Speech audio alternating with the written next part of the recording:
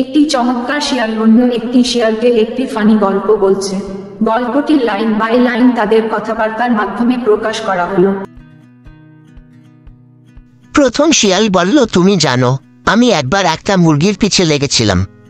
দ্বিতীয় শিয়াল বলল, আরে তারপর কি হলো? প্রথম শিয়াল বলল, আমি ধীরে ধীরে তার দিকে এগিয়ে গেলাম, মনে মনে ভাবছিলাম আজকের ডিনার পাকা। দ্বিতীয় শিয়াল বলল, হুম। তারপর প্রথম শিয়াল বলল, আমি লাফ দিয়ে ওকে ধরতে গিয়ে দেখি সে মুরগি না, একটা বড় ডিম। দ্বিতীয় শিয়াল বলল, ডিম? তাও আবার এত বড়?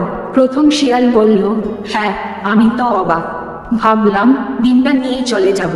দ্বিতীয় শিয়াল বলল, বুদ্ধি মন্দ না। প্রথম শিয়াল বলল, কিন্তু ডিমটা এমনি বড় ছিল না, আসলে সেটার মধ্যে থেকে একটা বিশাল দানব মুরগি বেরিয়ে এল। দ্বিতীয় শিয়াল বলল, ও তাহলে কি করেছিলে? প্রথম শিয়াল বলল, আমি তো ভয়ে দৌড়াতে শুরু করলাম, আর সেই মুরগি আমার পিছে পিছে আমাকে আক্রমণ করে বসল। দ্বিতীয় শিয়াল বলল, এটা তো পুরো উল্টো হয়ে গেল। প্রথম শিয়াল বলল, হ্যাঁ, আমি শিকার করতে গিয়ে শিকার হতে বসলাম। দ্বিতীয় শিয়াল বলল, হায় হায় হায়, তুমি কিন্তু ভালোই ফাঁদে পড়েছিলে। প্রথম শিয়াল বলল, ঠিক বলেছ, এরপর থেকে আর কখনো বড় বড় ডিমের দিকে তাকায় না।